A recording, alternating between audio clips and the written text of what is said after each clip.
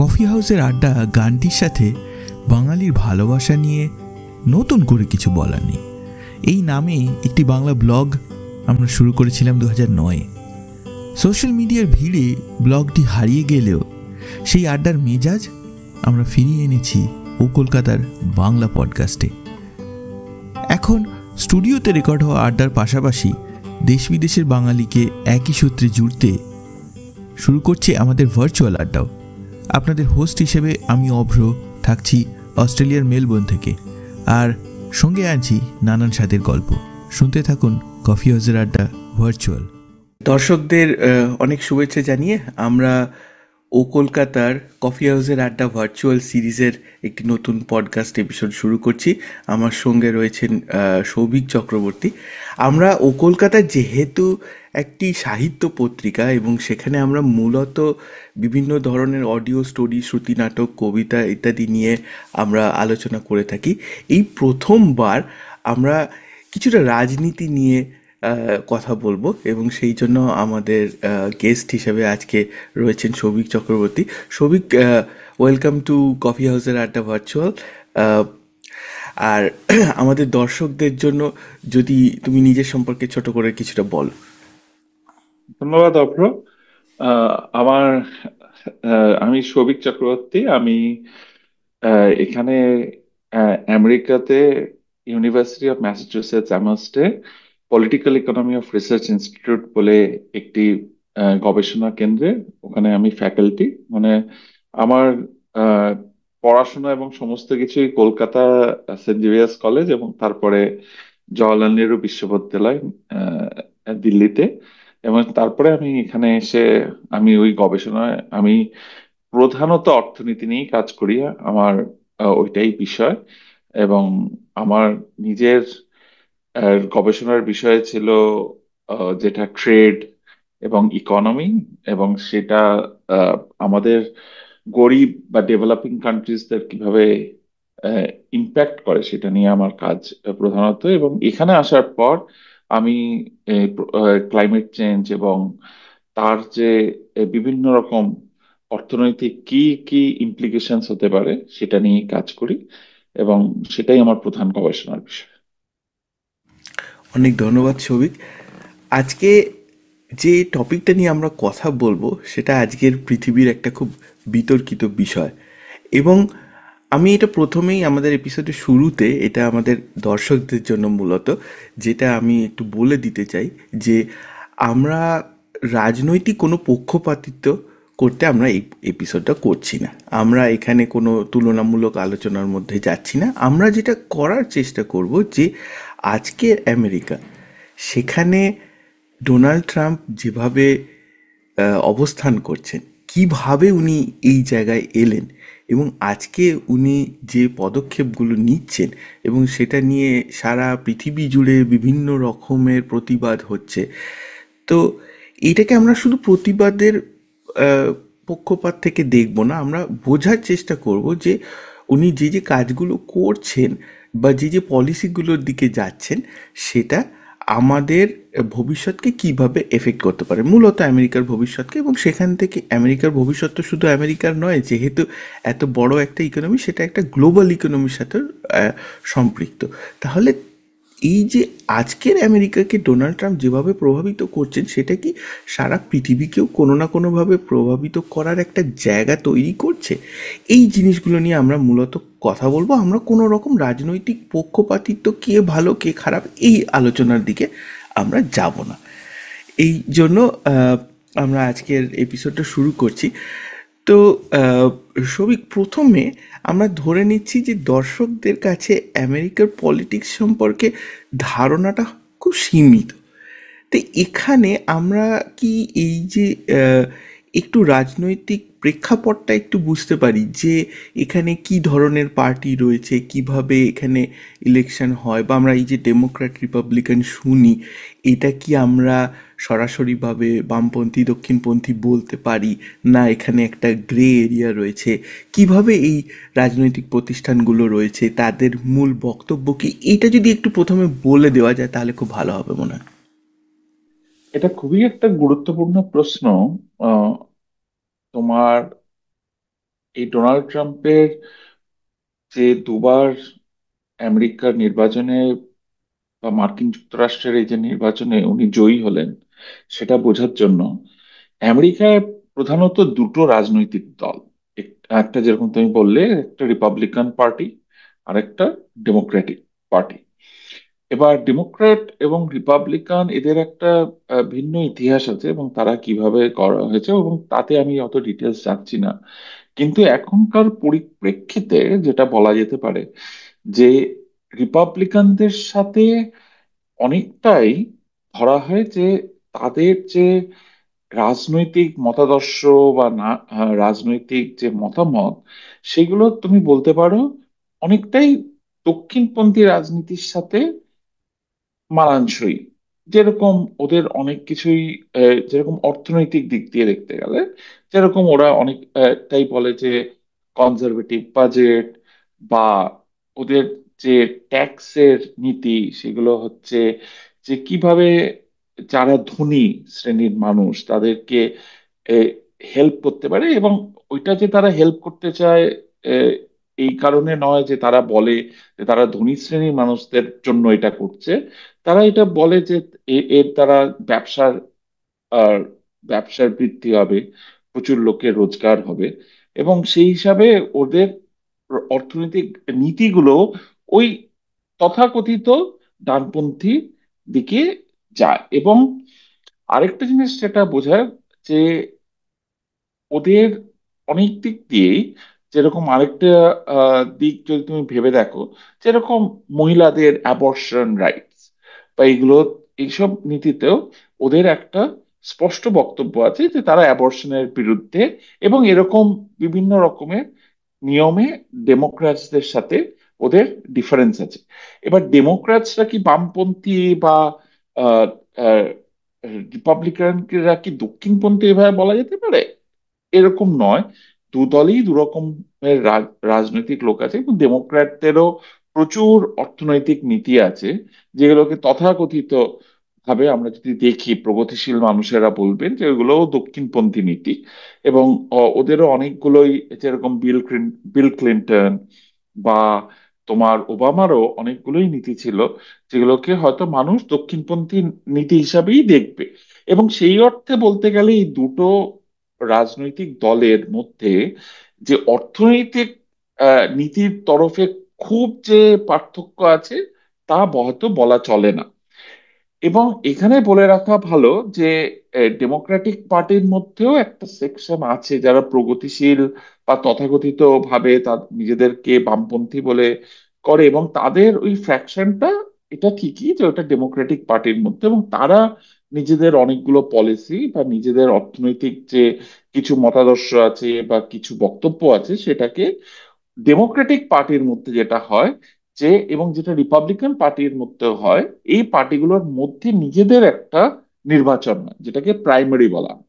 এবং প্রাইমারিতে তারা তোমার ওই ওই নীতিগুলোকে সামনে নিয়ে আসে, এবং তখন ওই সংগঠনে বা ওই দলগুলোর যারা মেম্বার, তারা ওইখানে ভোট দিয়ে ডিটারমিন করে যে কারা কোন নীতিকে নিয়ে যাবে, কোন মানুষরা ও ওই কোন নেতারা ওই বক্তব্য রাখবে। যেমন তুমি ধরো এই সপ্তাহে তুমি হয়তো দেখেছো যে নিউ ইয়র্ক সিটির একজন মেয়র মামদানি, সে কিন্তু ডেমোক্রেটিক প্রাইমারিতে একজন খুবই এই খুবই তোমার পপুলার ডেমোক্রেটিক গভর্নর অ্যান্ড্রু কুমো, যে অনেকদিন ধরেই এই নিউ ইয়র্ক সিটির মেয়রের জন্য লড়াই করছিল, তাকে কিন্তু হারিয়ে দিয়েছে। এবং মামদানিকে ধরা হয় খুবই সেই অর্থে বামপন্থী এই চেতনার মানুষ, এবং তার বক্তব্যও অনেক কিছু, যেরকম সেই রেন্ট ফ্রিজের কথা বলছে, এগুলছে যেরকম ডেমোক্রেটিক পার্টির মধ্যে হয়, এই একইভাবে রিপাবলিকান পার্টির মধ্যেও প্রাইমারি লড়াই হয়। এবং সেখানে তোমার যদি মনে থাকে 2016 সালে ডোনাল্ড ট্রাম্প ওই প্রাইমারিতে একটা ঝড় তুলে দিয়েছিল। ও রিপাবলিকানদের প্রাইমারির মধ্যে ও তথাকথিতভাবে রিপাবলিকানদের যেই কথাবার্তা, যে ধারণা ছিল, সেগুলোকে সব ভেঙে চুরে দিয়ে একটা অদ্ভুত রকমের নিজের বক্তব্য পেশ করে, এবং ওপেনলি যেগুলো রিপাবলিকানদের মধ্যে অনেক কিছুর মধ্যে একটা সীমাবদ্ধ থাকে চিন্তা ভাবনা, যেরকম ধরো ইমিগ্রেশন নিয়ে কথা বলা বা এ করা, সেগুলোকে ওপেনলি ও বলতে শুরু করে, এবং অনেক কিছু নিয়ে সেগুলোর একটা জাতিবাদী এবং রেসিস্ট এবং একটা উগ্র জাতীয়তাবাদী একটা টোন থাকে। এবং তাতে দেখা যায় যে তোমরা হয়তো এখন যেটা আমরা বুঝতে পারি যে 2016-তে সে খুবই ওই প্রাইমারিতে জিতে সে খুবই পপুলার হয় রিপাবলিকান পার্টির মধ্যে। এবং এখনকার 2024 সালের যদি রিপাবলিকান পার্টি দেখো এই 8 বছরে, ওটা প্রধানত ডোনাল্ড ট্রাম্পের কথাতেই বা তার নীতিতেই বেশিরভাগ রিপাবলিকানদেরকেই ওই কথা মেনে চলতে হয়। তো এখন ব্যাপারটা হলো যে প্রত্যেক কটা এই দুটো প্রধান দল, একটা রিপাবলিকান একটা ডেমোক্র্যাট, এদের নিজেদের মধ্যে প্রাইমারিতে লড়াই হয়ে তারা তাদের নেতা বাছে, এবং সেই নেতার মাধ্যমে তারা সাধারণ মানুষের কাছে আসে যে আমাদেরকে জয়ী করো, এবং তারাই তারপরে প্রেসিডেন্ট বা বিভিন্ন এই ধর নিউ ইয়র্ক সিটির মেয়র বা কিছু নির্বাচিত। Thank you.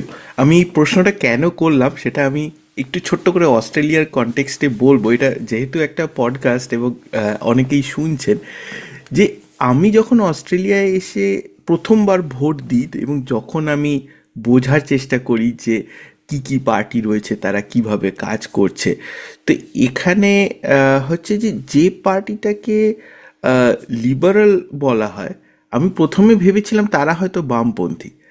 পরে বুঝলাম যে এখানে ওই রকমভাবে একটা লাইন টেনে বলে দেওয়া যায় না বামপন্থী ডানপন্থী। তো এখানে আমরা যেটাকে লিবারাল বলছি তারা অনেকটাই দক্ষিণপন্থী, এবং যেটাকে লেবার বলি সেটা অনেকটা বামপন্থী। এবং এর মধ্যে আবার আরও ভাগ আছে, আরও অনেকে আছে যারা হয়তো এই একটা যদি আমরা স্পেকট্রাম তৈরি করি, তার এদিকে থাকছে, তার অন্যদিকে থাকছে।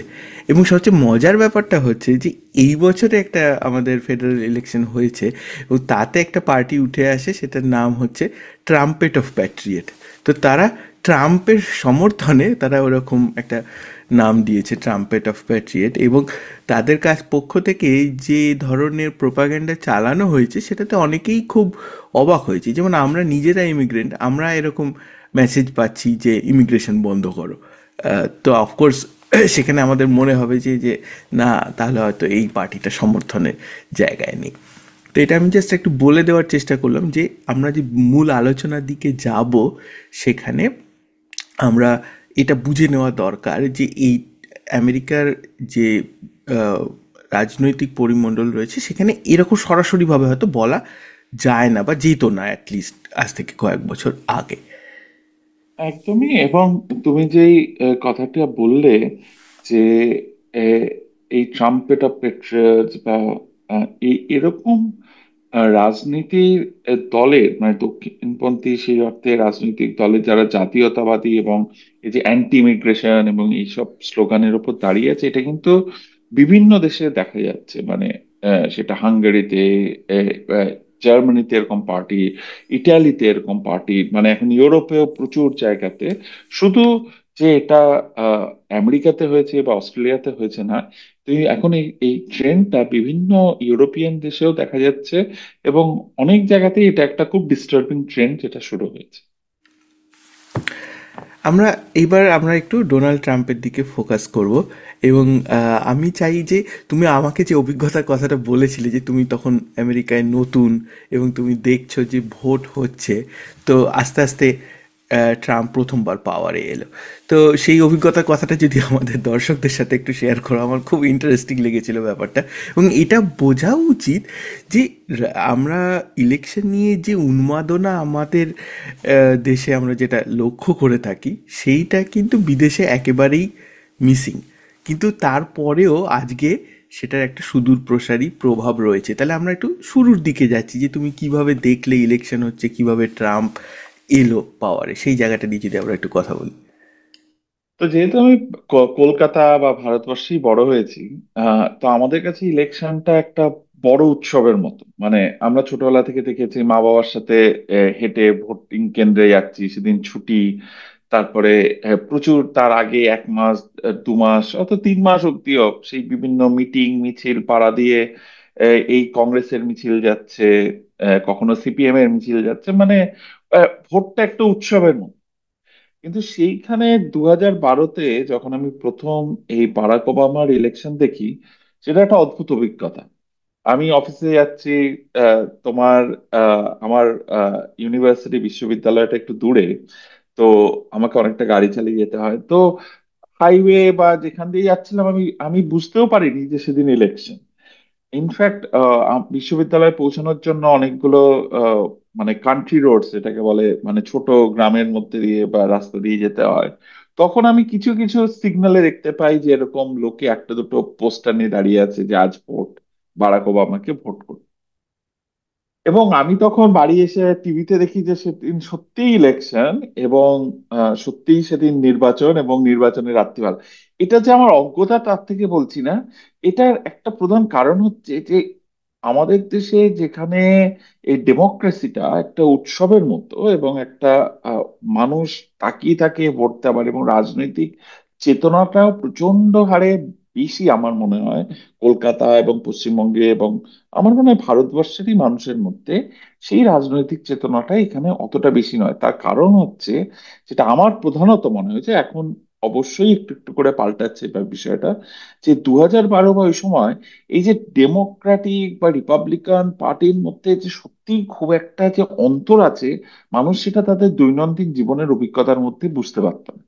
এবং হয়তো সেই এ, লড়াইটা হয়ে যেত এই যে অ্যাবর্শন রাইট বা এরকম, মানে খুব এক্সট্রিম, যেটা হয়তো মানুষের দৈনন্দিন জীবনে, বা এই যে যেটাকে তুমি আরেকটা বলো ওই যে সেক্সুয়াল রাইট, যেটা গে বা এলজিবিটি কিউ রাইটস বা এরকম যে গে, হ্যাঁ এগুলো খুবই ইম্পর্টেন্ট এবং খুবই গুরুত্বপূর্ণ বিষয়, কিন্তু এগুলো মানুষের দৈনন্দিন জীবনকে ওতপ্রোতভাবে যে যে আহ, প্রভাব করছে তা নয়। এবং সেখানে সেই নিয়ে যে অর্থনীতি বা এই নিয়ে যে আহ, উৎসাহ, মানুষ অ্যাকচুয়ালি মানুষের কাছে দুটো রাজনৈতিক দলের অর্থনীতি হচ্ছে মানে এই এদিক ওদিক। এবং সেখানে যে তারা খুব যে উৎসাহ বোধ করতো তা নয়। কিন্তু সেইখানে দাঁড়িয়ে আমি বলবো যে 2016-তে যখন ট্রাম্প আসতে শুরু করলো, এবং ও এসে এই বিতর্ক করতে শুরু করলো, এবং সেই সময় আরেকটা জিনিসও আহ, তোমাদের মনে থাকবে হয়তো, যে ডেমোক্রেটিক পার্টির মধ্যেও তখন একটা প্রাইমারি চলছিল, যেখানে তথাকথিত ডেমোক্রেটিক সোশ্যালিস্ট পার্টির তরফে বার্নি স্যান্ডার্স বলে একজন বামপন্থী ক্যান্ডিডেট, সেও এই কথাগুলো বলছিল বামপন্থীদের যে এই যে এখানে বিভিন্নভাবে মানুষের অর্থনৈতিক দুরবস্থার কথা, ইনফ্রাস্ট্রাকচার ভেঙে পড়ার কথা। এবং ওই সময় এই ডোনাল্ড ট্রাম্প যেরকম ভাবে উৎসাহ যোগাচ্ছিল মানুষকে, সিমিলারলি একইভাবে বার্নি স্যান্ডার্সও খুব রাজনৈতিক উৎসাহ আহ, আহ, আহ, করছিল ডেমোক্রেটিক পার্টির মধ্যে। এবং আহ, ওইভাবে যদি তুমি ভেবে দেখে থাকো যে 2016 একটি বছর, যেই রাজনৈতিক বছর যেখান থেকে আমি এটুকু বলতে পারি যে আমেরিকাতে রাজনীতি নিয়ে মানুষের চেতনা এবং আলোচনা অনেকটাই বেশি উৎসাহ পেতে শুরু করেছে। এবং অনেকটাই, এবং প্রাইমারি ইলেকশনেও দেখা যায় যে এরকম যে ক্যান্ডিডেটস, যেটা আমি তোমাকে বলছিলাম যে এই রাজনৈতিক দলগুলোর মধ্যে প্রাইমারি নির্বাচন হয়, সেখানেও এরকম তথাকথিত যেগুলো স্ট্যাটাস কুও পলিসিস যেগুলোকে বলা হয়, যেরকম মানে তথাকথিত নিয়ম অনুযায়ী যেই নীতি বা নিয়ম, এর বাইরে কিছু এক্সট্রিম পলিসিস এর কথা দুটো তরফ থেকেই আসতে শুরু করে। ডানপন্থীদের তরফ থেকে যেরকম ডোনাল্ড ট্রাম্প বলতে শুরু করে, এবং তার রাগ মানুষের বাড়াতে শুরু করে হচ্ছে এই ইমিগ্রেন্টসদের ওপর, রেসের ওপর বা এগুলোর ওপর ফোকাস করে।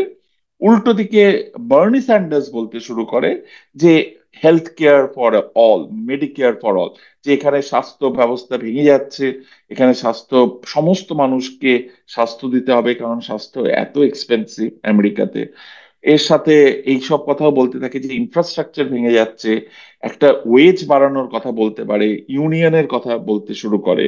এবং এই দুটো তরফেই দেখা যায় যে ইলেকশন নিয়ে, নির্বাচন নিয়ে মানুষের মধ্যে আবার একটা উত্তেজনা এবং আনন্দ, মানে মোর অ্যান্ড মোর পার্টিসিপেশনের একটা আনন্দ হয় যে ঠিক আছে, আমরা বেশি লোকে ডিবেটে আসছে, প্রাইমারিতেও ভোট বাড়ছে, দুটো ইলেকশনই হয়েছে দেখা গেছে। আচ্ছা, আমরা ট্রাম্প যেহেতু এটা সেকেন্ড টার্ম ওনার, তো আমরা দুটো পার্টে একটু হালকা করে একটু ভাগ করে নেওয়ার চেষ্টা করব এবং সেখানে আমরা দেখব একটু কোনো প্যাটার্ন আছে কিনা।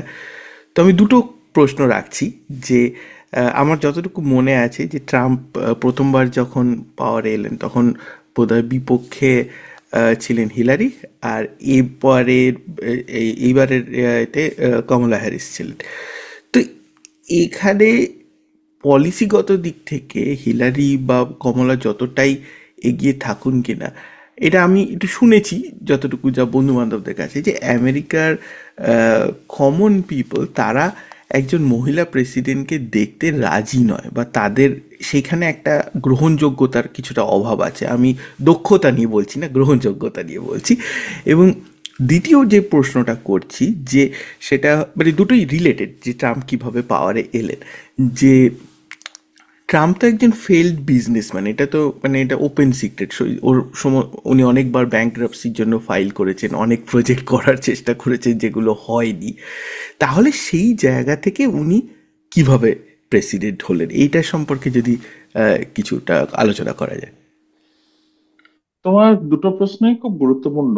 প্রথমটি, আহ, এই যে তুমি যেটা বললে যে কমলা হ্যারিস এবং হিলারি ক্লিন্টন দুজনেই মহিলা, এবং তুমি যদি আমেরিকার প্রেসিডেন্সিয়াল হিস্ট্রি দেখো, একজনও মহিলা প্রেসিডেন্ট হননি আমেরিকাতে। এবং আহ, এখানে বলে রাখা ভালো যে এই দেশেও কিন্তু পুরুষতান্ত্রিক মতামতের একটা প্রচন্ড প্রভাব আছে। এবং যতই হোক এরা উন্নত এবং শিক্ষিত, কিন্তু যেটাকে আমরা বলি একটা প্যাট্রিয়ার্কাল সোসাইটি, সেটা কিন্তু এখানেও খুবই ভালোভাবে কাজ করে। এবং অনেক সময় দেখা যায় যে এ, এই যে মহিলাদের প্রতি এ, কিন্তু এই পুরুষরা মহিলাদের নেতৃত্ব মেনে নেবে, এইটার মধ্যে একটা কোথাও তাদের একটা ওই সচেতনতা, ইগো, বা তুমি যেভাবেই দেখো সেটা একটা আঘাত পায় যে আমাদের মহিলা লিডার, মহিলা প্রেসিডেন্ট হবে। এটা খুবই, যেরকম তুমি বললে যে এটা দক্ষতার কথা নয়, এটা এই গ্রহণযোগ্যতার কথা। এবং এই গ্রহণযোগ্যতাটা যে নেই এরকম একটি দেশে, এটা খুবই দুঃখজনক। এবং এটাকে অস্বীকার করার কোনো জায়গা নেই যে এই ব্যাপারটা অবশ্যই কাজ করেছে দুটো ইলেকশনই, যে একজন মহিলা ক্যান্ডিডেটকে মানুষ ভোট দিতে চায়নি। প্রথমটায় কাজ করেছে বেশি হোয়াইট পুরুষদের মধ্যে, দ্বিতীয়টায় কাজ করেছে, এটা অস্বীকার করে লাভ নেই, যে যারা ব্ল্যাক আফ্রিকান আমেরিকান যারা পুরুষ, তাদের মধ্যেও এটাই কাজ করেছে যে তারা আহ, ভোট কমিয়ে দিয়েছে। Trump Latino voters, Hispanic voters, মানে যাদেরকে আমরা ইমিগ্রেন্ট হিসেবে বলা হয় অনেক সময়, তারাও কিন্তু তাদের কালচারেও তারা ভোট দিয়েছেন। আহ, দেখা গেছে বেশি ডোনাল্ড ট্রাম্পের দিকে। আহ, তোমার আহ, যেটা দ্বিতীয় কথা, যে ডোনাল্ড ট্রাম্প একজন ফেল্ড ব্যবসায়ী বা ওর, দেখো এইটা দুটো দিক আছে। একটা হচ্ছে যে ডোনাল্ড ট্রাম্প যেইভাবে নিজেকে প্রজেক্ট করেছিল এবং ও যে সাপোর্টটা পেয়েছিল, সেখানে কিন্তু ও নিজেকে ব্যবসাদারের থেকে ও নিজেকে প্রজেক্ট করেছিল অ্যাজ আ স্ট্রং ম্যান, যে আমি অরাজনৈতিক। তো ওখানে ও একটা ব্যবসাদার, যে ওরা যে রাজনীতির কিছু মানে না। এবং সেখানে দেখা যায় যে সেটা অনেকের কাছেই অ্যাপিলিং লেগেছিল যে এই রে, এই প্রথমবার মানে ওরকম ভাবে যে কোনো রাজনৈতিক দলের নয়। এবং সে রিপাবলিকান পার্টির মধ্যে একই কথা বলেছিল যে আমি হচ্ছে একজন ব্যবসাদার, আমার রাজনীতির সাথে কোনো সম্পর্ক নেই, আমি এই সমস্ত রাজনীতির মানুষদেরকে টাকা দিয়ে দিয়ে বড় করেছি, আজকে আমার এদের সাথে কোনো আহ, কিছু নেবার নেই, আজকে আমি আপনাদেরকে বাঁচাতে এসেছি। এবং সেখানে তার এই যে ব্যবসায়ী এবং রাজনীতি নয়, সেটা কিন্তু ওকে কোনো কারণে হেল্প করেছে আমি বলবো। আর মানে যতটা না ক্ষতি করে। কিন্তু আর এই যে ফেল্ড ব্যবসায়ী, এটাকেও অনেকভাবেই তুমি বলতে পারো ইনফরমেশন বা যেভাবেই হোক, এই ইনফরমেশনটাকেও চেপে দিয়েছে। এবং অনেক কিছুতেই দেখা গেছে যে ও যেই জিনিসগুলো করেছে, ওকে দেখানো হয়েছে, মানে যত পরে যেটা তুমি বললে যে জানা গেছিল যে বিভিন্ন রকম ভাবে বিভিন্ন সংস্থার মধ্যে থেকে বা এর থেকে এই ইলেকশনে প্রচুর ইনফরমেশন এরকম পাঠানো হয়েছিল, যেখানে এটা প্রজেক্ট করা হয়েছিল যে না, ও খুবই একজন শক্তিশালী পুরুষ এবং একজন সাকসেসফুল বিজনেসম্যান। নিউ ইয়র্ক শহরের ট্রাম্প বিল্ডিং আছে, ট্রাম্প এরকম। এবং তার থেকে ওর যত না ক্ষতি হয়েছে, যে পরে যেটা জানা গেছে যে পরে যে ওর এত ডেট আছে, এই আছে, তার এত ব্যাংক্রাপসি যেটা তুমি বললে ফাইল করেছিল, তার আগে কিন্তু সেটা অত ভাবে মানুষের মধ্যে অত প্রভাব ফেলেনি। সেখানে ওর ওই দুটো ইমেজ, যে আমি কোনো রাজনৈতিক পার্টির নই, আমি একজন ব্যবসায়ী, এবং আমাকে দেখুন আমি সাকসেসফুল ব্যবসায়ী, এই দুটোই ও বেশিভাবে ইনফরমেশনটা স্প্রেড করতে পেরেছিল। তো ওর সঠিকভাবে যে ও যে এই একজন ফেল্ড ব্যবসায়ী, এটা যেটা আমরা হয়তো অনেকেই পরে বুঝতে পেরেছি বা জানতে পেরেছি, সেটা তখন মানুষের মধ্যে অতটা দাগ কাটেনি। এটা খুব দারুণ একটা পয়েন্ট অফ ভিউ। সেটা ঠিকই বলেছে, মানে এটা যখন হয়েছে আজ থেকে 10 বছর আগে, যখন ট্রাম্পের সমস্ত ক্যাম্পেনিং ইত্যাদি চলছে, তখন এই জিনিসটা সেইভাবে সামনে আসেনি। এখানে আমি আর একটা প্রশ্ন করব, যেটা আমরা কথাবার্তার মধ্যে বারবার এটা আলোচনাও করেছি, এবং সেটা যেহেতু বাঙালি দর্শকদের জন্য আরও হচ্ছে এপিসোডটা, এটা একটু বোঝা খুব জরুরি যে কারা ভোট দিয়েছেন, কারা ট্রাম্পকে নির্বাচিত করেছেন। তো ট্রাম্পের প্রতিচ্ছবিটা নিয়ে আমরা একটুখানি দেখলাম, ঠিক আছে। আচ্ছা, এখানে আমি একটা ছোট করে অস্ট্রেলিয়ার কনটেক্সটও দিচ্ছি, যে অস্ট্রেলিয়াতে ভোটিং হচ্ছে ম্যান্ডেটরি। অর্থাৎ কেউ যে মানে কোনো ভোট কেউ স্কিপ করতে পারবে না। কেউ যদি কোনো কারণে না থাকে, তাহলে তাকে পেপার ব্যালট মানে পোস্টাল ভোট দিতে হবে, বা সে গিয়ে আর্লি ভোট দিতে পারে, কিন্তু ভোট তাকে দিতেই হবে, তা নাহলে একটা বড় অ্যামাউন্টের ফাইন হয়। তো এটা এটা আমার খুব ভালো একটা দিক মনে হয়েছে। এবার আমরা যদি এটা ভারতবর্ষের ক্ষেত্রে দেখি, তো সেখানেও অনেক রকমভাবে অনেক জালিয়াতি হয় ভোট নিয়ে। ভোটটা ম্যান্ডেটরি কখনোই নয়। অনেক দেশের অনেক এরকম জায়গা রয়েছে যেখানে মানুষ জানেনই না ভোট কি, কিভাবে হবে। এই জিনিসটা নিয়ে আলোচনা হয়েছে, লেখালেখি হয়েছে, সিনেমা হয়েছে। আমেরিকার কনটেক্সটেও যেটা তুমি বললে আমাকে, যে ভোটিং ব্যাপারটা ম্যান্ডেটরি নয়, তাহলে আমরা যদি এইটা একটু বোঝার চেষ্টা করি যে সবাই যদি ভোট দিতেন, সচেতনভাবে ভোট দিতেন, তাহলে কি ট্রাম্প পাওয়ারে আসতেন? আর সেটা না হয়ে যা হয়েছে, অর্থাৎ মূল জনসংখ্যার হয়তো ধরে নিলাম যে 50 থেকে 60% লোক ভোট দিয়েছেন, তাহলে তাদের মধ্যে যে রিফ্লেকশনটা হয়েছে, যে ট্রাম্প জিতলেন পাওয়ারে, তো সেইটা কিভাবে রিফ্লেক্টেড হয়েছে, মানে কাদের কাছে ট্রাম্প বেশি অ্যাকসেপ্টেড হয়েছেন? হ্যাঁ, তোমাকে প্রথমে একটা কথা বলি যে এই যে নির্বাচনে এ, যেরকম তুমি বললে যে এটা খুবই একটা গুরুত্বপূর্ণ বিষয় যে এ, অস্ট্রেলিয়াতে এ, ভোট না দিলে এ, তোমার কোনো রকমের একটা ফাইন হবে বা কোনো, আমেরিকাতে এরকম কোনো নিয়মও নেই। এবং আমেরিকাতে, এটা তোমাকে আমি প্রথমে বলছিলাম যে তুমি 2012 সালে যদি আমাদের দেশেও এরকম, হ্যাঁ, ডেমোক্রেসি নিশ্চয়ই অনেক রকমের গাফিলতি থাকে বা এ থাকে, কিন্তু এটাও মানতে হবে যে ভারতবর্ষেও এত মানুষের মধ্যেও একটা ডেমোক্রেটিক ফাংশন, একটা ভোটের আহ, মানে ভোটের একটা নির্বাচনের একটা উৎসবের মতো, মানে একটা এক আলোচনা বিষয়, রাজনৈতিক সচেতনতা। আমার ধারণা, আমি যেটা আগেও তোমাকে বলছিলাম, যে আমেরিকাতে সেইটা মার্কিন যুক্তরাষ্ট্রে সেটা একটু কমের দিকেই, মানে মানুষ অত ইলেকশন নিয়ে অত উত্তেজিত। এবং যদি তুমি দেখো, বিভিন্ন জায়গায় ভোট দেওয়াটাকে অনেক কঠিন করে দেওয়া হয়। যেরকম স্পেশালি যেই সব জায়গাতে আফ্রিকান আমেরিকান বা ইমিগ্রেন্টদের বসবাস বেশি, সেই সব জায়গায় দেখা যায় যে ভোট দিতে যাওয়ার জন্য অনেক রকমের বাধা বিঘ্ন তাদেরকে মানে পোয়াতে হয়। এবং অনেক সময় দেখা যায় যে এগুলো আফ্রিকান আমেরিকান মানুষদের সাথে বিভিন্নভাবে, মানে এই নিয়ে প্রচুর গবেষণাও হয়েছে যে ভোটিং কেন্দ্র দূরে, টাইম, এবং আরেকটা জিনিস যেটা, এই যে টাইম, এখানে কিন্তু কোনো ছুটি নেই ভোটের দিন। যেটা আমাদের দেশেও হয়তো ছুটি দেওয়া। এখানে মানুষকে কাজ করতে হবে, কাজ করে ভোট দিতে হবে। এখন মানুষের অনেক মানুষই এরকম থাকেন যারা দৈনন্দিন মজুর। তারা দিন আনতে দিন খায়, তারা যেদিন অফিস যাবে না সেদিন তারা মাইনে পাবে না, সে ঘন্টায় মাইনে। তো তারা অনেকে ভোটও দিতে পারে না, কারণ তাদের সেই অর্থনৈতিক ক্ষমতাও নেই, যারা একটু আহ, আহ, মানে তাদের দরিদ্র অবস্থা বা দিন আনতে দিন খাচ্ছে।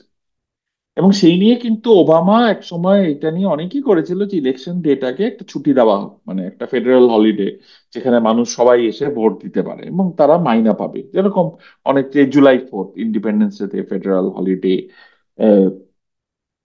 তো আহ, তো যেটা বলছিলাম যে তোমার আমি প্রশ্নটা ভুলে গেলাম, মানে ওই তুমি সরি, আহ, আমি প্রশ্নটা হ্যাঁ আরেকবার বলার চেষ্টা করছি হ্যাঁ যে হ্যাঁ হ্যাঁ।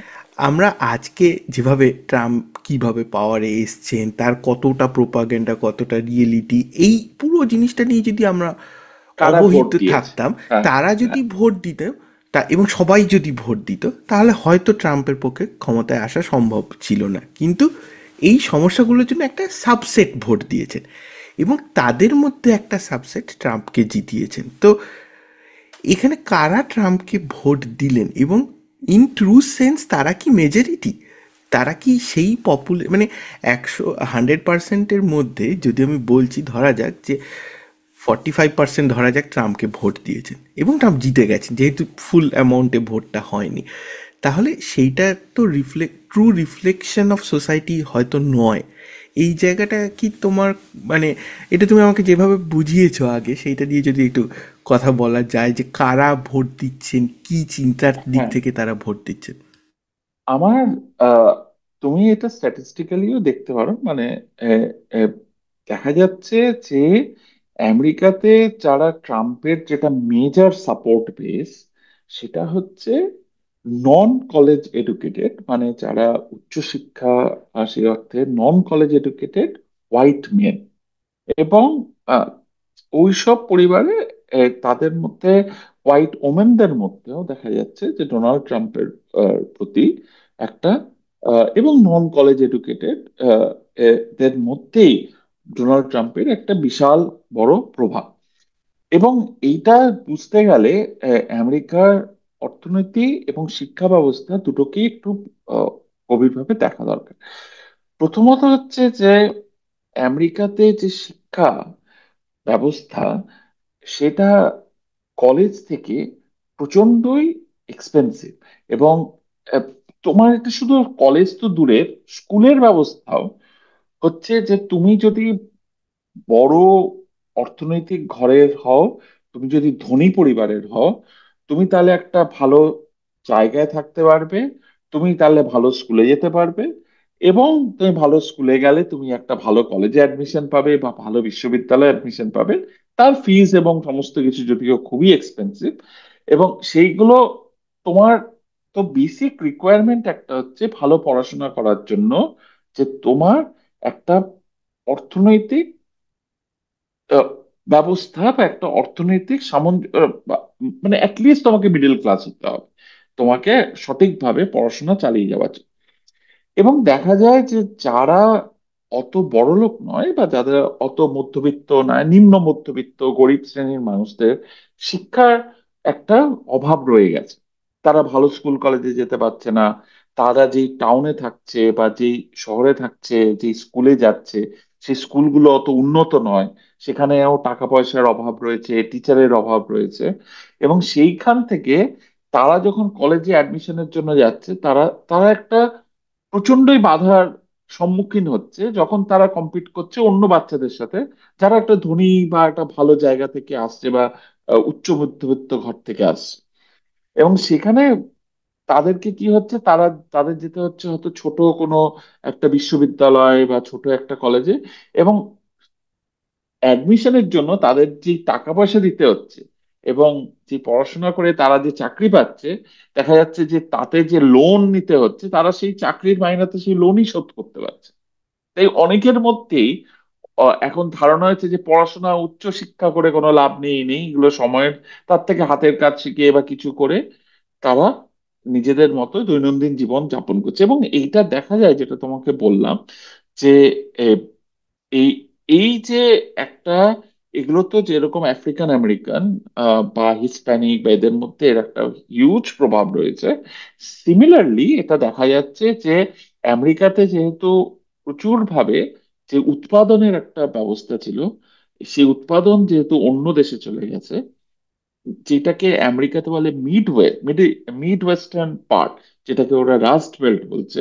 কারণ রাস্ট বেল্ট বলা হয় কেন, মানে জং পড়ে গেছে যেসব কারখানা এবং যেসব জায়গা, মানে কোনো কর্মসংস্থান নিয়ে নেই, যেগুলো প্রধানত শ্বেতাঙ্গ বা হোয়াইটদের জায়গা, সেইখানেও দেখা যাচ্ছে যে তারা ভালো করতে পারছে না।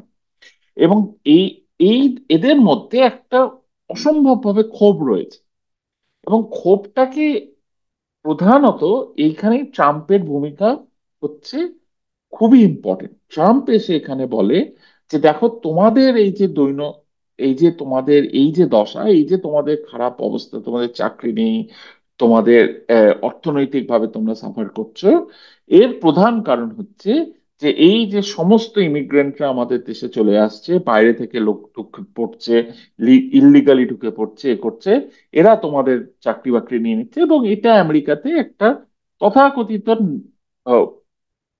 অনেক বছর ধরেই বলা হয়েছে, কিন্তু এখন যেহেতু মানুষের অর্থনৈতিক অবস্থায় তারা প্রচন্ড ভাবে সাফার করছে, এবং এবং তাদের দৈনন্দিন জীবন আগে যেটাকে অনেক সময় মনে হতো যে খুব ভালো, এ, এবং সেটা তারা দেখছে যে সেটা নয়, তখন তাদের মনে হচ্ছে যে আরে, এই এই কথার মধ্যে তো কিছুটা সত্যতা আছে, আমরা তো বুঝতে পারছি না। এবং এর সাথে সাথে আরেকটা জিনিস যেটা বলা খুবই দরকার, সেটা হচ্ছে দ্য স্টোরি অফ ইনইকুয়ালিটি। যেইভাবে তোমার আজকে ওরা দেখছে যে তাদের যারা ওয়ার্কার্স, তাদের যেরকম অবস্থা খারাপ হচ্ছে, ওইদিকে আরেকটা শ্রেণী তৈরি হচ্ছে যারা ধনী থেকে ধনীতর হয়ে, মানে তাদের হাতে প্রচুর ভাবে অর্থ চলে আসছে। এবং একটা খুব অদ্ভুত মজার কথা যে সোশ্যাল মিডিয়ার দুনিয়ায়, যেখানে সোশ্যাল মিডিয়ার একটা হিউজ ইম্প্যাক্ট আছে, সেখানে একজন গরিব মানুষ বাড়িতে রেখে দেখছে যে একজন বড়লোকের বাড়ির ভেতরে কি রকম ভাবে চলছে দৈনন্দিন জীবন, তার বাড়ির ভেতরটা কি সুন্দর, তার মানে তারা, তাদের তখন মনে হচ্ছে যে এই যে একটা ইনইকুয়ালিটি, এবং এই যে আগে ইনইকুয়ালিটি থাকলে তাও তুমি হয়তো বুঝতে পারতে না যে ঠিক আছে, ওটা তখনও had, যেরকম আমরা জানি যে গ্রেট ডিপ্রেশনের আগে এবং বিশ্বযুদ্ধে inequality played a huge role, এবং 1920s এবং এই সময়।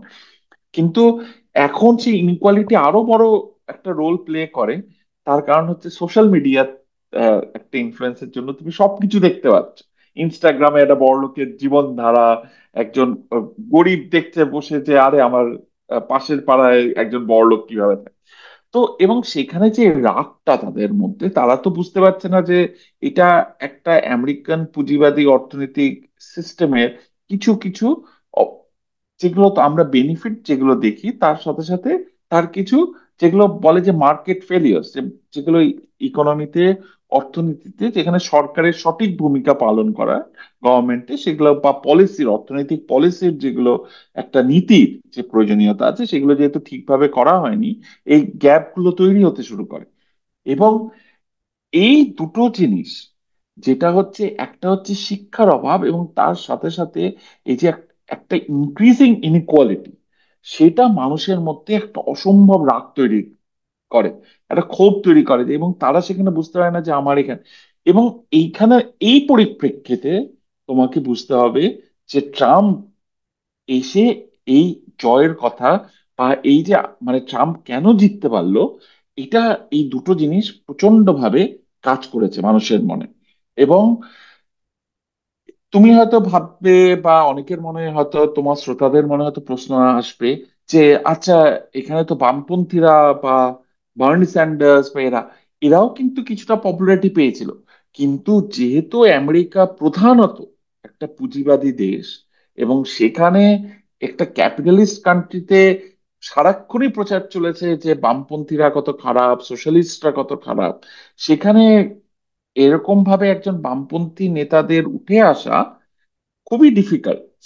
প্রচুর সমস্যা জায়গায় সেখানেও কিন্তু আমি বলবো যে যেভাবে তুমি দেখতে পারো যে দেখবে সেই সময় যে বার্নি স্যান্ডার্স কিছু কিছু জায়গায় খুবই পপুলার হয়েছিল এইসব জায়গাতে, যে যেখানে ও বলেছিল যে মানুষের শিক্ষা দরকার, মানুষের স্বাস্থ্যের দরকার, মানুষের, এবং ট্রাম্প সেখানে উল্টো একটা মেসেজ দিয়েছিল যে দেখো তোমাদের এই খারাপ অবস্থার জন্য দায়ী হচ্ছে ইমিগ্রেন্টসরা, এই তারা এসে তোমাদের সব করছে, মেক্সিকো থেকে লোক আসছে, এসো আমরা একটা দেওয়াল তৈরি করি। এই কানাডার থেকেও বেশি মেক্সিকো এবং সাউথ ল্যাটিন আমেরিকান দেশ থেকে লোকেরা এসে সব নিয়ে নিচ্ছে, এবং এবং বাকি জায়গা থেকে, এবং সেটার একটা বড় প্রভাব ছিল মানুষের উপর। এই জায়গাটাকে আমি একটু ট্রাম্প থেকে সরিয়ে আমি একটু সোশিও ইকোনমিক দিকে ছোট্ট করে নিয়ে যেতে চাইছি। তার মেন কারণটা হচ্ছে যে আমি ইউকের বিভিন্ন জায়গায় বেশ কয়েক বছর থেকেছি অস্ট্রেলিয়া আসার আগে। তখন ব্রেক্সিট হয়নি, তো তখন জিনিসটা একটু অন্যরকম ছিল। কিন্তু তখন আমি যেটা দেখেছি যে ইউরোপের অন্যান্য দেশ থেকে এসে যখন কেউ লেবারার হিসেবে কাজ করছে, বা কেউ হয়তো যেটা আমি বলবো হ্যান্ডিম্যান বা যে ধরনের কনস্ট্রাকশন ইত্যাদি ধরনের কাজ করছে, এইটা নিয়ে জনমানুষের একটা ক্ষোভ ছিল যে কেন বাইরের লোক এসে কাজ করছে, ঠিক আছে? তো আজকের একটা ডেভেলপড কান্ট্রির যদি আমি এই পার্সেন্টেজটা দেখি যে ইমিগ্রেশনের মধ্যে একটা পার্সেন্টেজ অফকোর্স যেটা ব্রেন ড্রেন এবং অপরচুনিটির সন্ধানে বিভিন্ন দেশের লোকজন এসছে, এবং তারা এসে একটা কিন্তু খুব লুক্রেটিভ একটা জায়গা তারা অকিউপাই করছে। তারা তারা বেটার পেড, তাদের হাউস হোল্ড বেটার, তাদের বাচ্চারা একটা বেটার স্কুলে যাচ্ছে, লাইফের মধ্যে রয়েছে। এবং অ্যাট দ্য সেম টাইম অনেক জায়গা থেকে ইলিগাল ইমিগ্রেন্টরাও আসছে, যেটা তুমি কিছুটা বললে যে মেক্সিকানরা আসছে বা সাউথ আমেরিকান কান্ট্রিজ থেকে লোকজন আসছে, তারা এসে একটা কাজ করছে যেগুলো কিনা কেউ করতো না, রাইট? এবার আমি এখন মাঝে মাঝে যখন মানে ইউকেতে আমার বন্ধু বান্ধবদের সাথে কথা বলি, এবং এই যে ব্রেক্সিটের পরে ইউরোপের কিন্তু একটা বড় পরিবর্তন হয়েছে। প্রধান জিনিসটা হচ্ছে যে ইংল্যান্ড মানে ইউকেতে বোঝা যাচ্ছে যে অ্যাকিউট শর্টেজ অফ পিপল, যে যারা এসে সেই কাজটা এক্সিকিউট করছিল। তার মানে এটা কি দাঁড়ালো, যে ওরা যে কাজটা করতো সেটা অন্য কেউ করছিল না।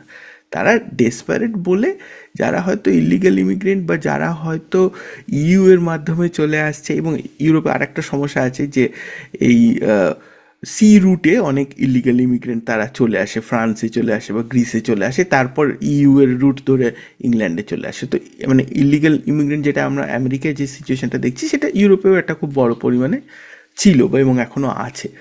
তো বাইরের লোক যারা আসছে তারা যে কাজগুলো করছে, সেটা নো ম্যাটার খুব হাই প্রোফাইল হোক কি খুব লো প্রোফাইল হোক, সেইটা কিন্তু স্ট্যান্ডার্ড আমেরিকান বা আমরা যে পপুলেশনটাকে বলছি যারা কিনা ট্রাম্পের সাপোর্টার, তারা কিন্তু করছিল না।